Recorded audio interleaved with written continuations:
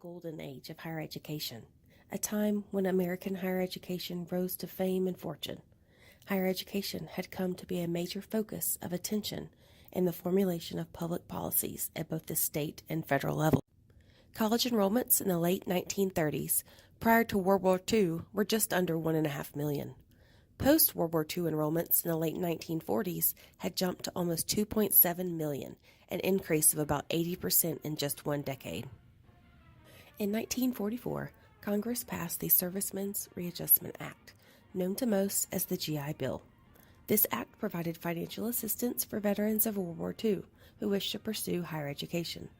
The GI Bill was a milestone in the federal funding for education of individuals and did much to break down the economic and social barriers to allow millions of Americans to attend college. Not only could all veterans who satisfied the published eligibility criteria be guaranteed education benefits, but they could also use these benefits at any institution of their choice, so long as it met criteria for government approval. By 1945, 88,000 veterans had applied and been accepted, and by 1946, GI Bill college enrollments had surpassed 1 million.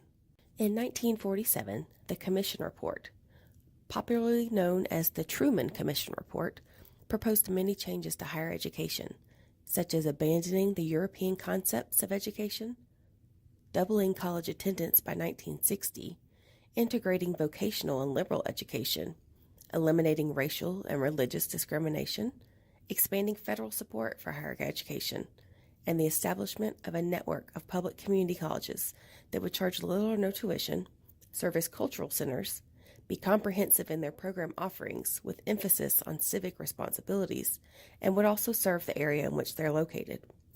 This report marked the first time a U.S. president deliberately extended federal inquiry into nationwide education issues, which had been left with state and local governments. While it did bring the federal government into the nationwide discussion about higher education, it was not without controversy. Its recommendations ran the risk of encouraging federal intrusion into state and local policies, and some say it moved too far, too fast, and had neither the precedent or presidential clout to work its way into congressional subcommittees. In 1945, one major area of federal policy focus was on further developing the sciences and advanced research in higher education. Vannevar Bush's report, titled Science, the Endless Frontier, set the tone, claiming that while westward expansion geographically had ended, scientific expansion was endless. Bush's vision was not to fund all research, but to create a competitive arena for grant proposals to be selected by peer review for government projects.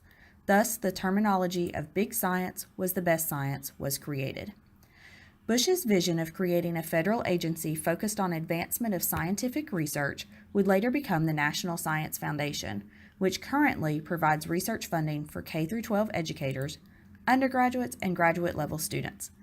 The impact of Bush's work did not end here, as his work launched the start of the federal government's involvement in higher education research through multiple other arenas, such as the Department of Health, Defense, Energy, and Agriculture, with perhaps the medical field being transformed most drastically.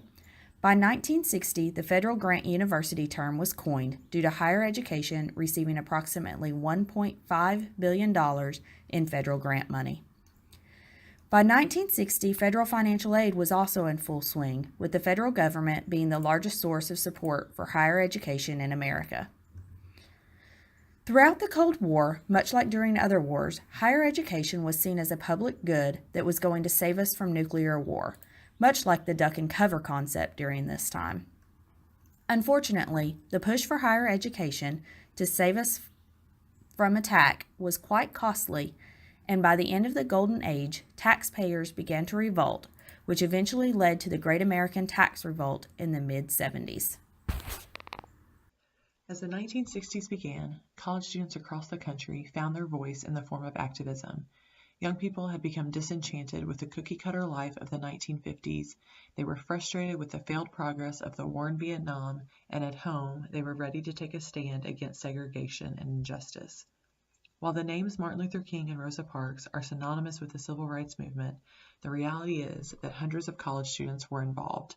In fact, one of the earliest examples of student activism came in February 1960 when 4 college friends from North Carolina A&T University made the decision to take a seat at a whites-only lunch counter. Within a few days, these students were named the Greensboro Four as they unknowingly launched a national sit-in movement that spread to dozens of cities and included over 3,000 college students. The Student Nonviolent Coordinating Committee was born out of the sit-in movement and was the first activist organization of its kind run by young people. SNCC held meetings across the Southeast and encouraged students to join the movement and stand up against segregation. While SNCC's primary focus was the civil rights movement, the group eventually spread their cause to include voting rights and voter registration laws, as well as opposition to the Vietnam War. By 1964, students across the country began to express frustration with their college experience. While universities were enjoying increased enrollment, students were experiencing what they refer to as the impersonality of the multi-university. Rather than allowing students to vocalize their discontent, administrators replied with newly enforced restrictions and policies. In response, Mario Savio, a UC Berkeley student, led the charge known as the Free Speech Movement. This movement empowered college students to speak out about the Vietnam War, women's liberation, integration, and many other causes. David Labaree refers to the perfect mess of higher education when he wrote, "Altogether, the 100-year rise of the American system of higher education, from poverty and disdain in the 19th century to riches and acclaim in the 20th, is one of the all-time great institutional success stories. However, while this time may have been the golden age of American higher education, it was also a time when college students began to use their voice and were unfortunately met with pushback from administration. This led to protests, some of which included violence on many campuses. By 1970, the golden age had regrettably become a perfect mess." I wish I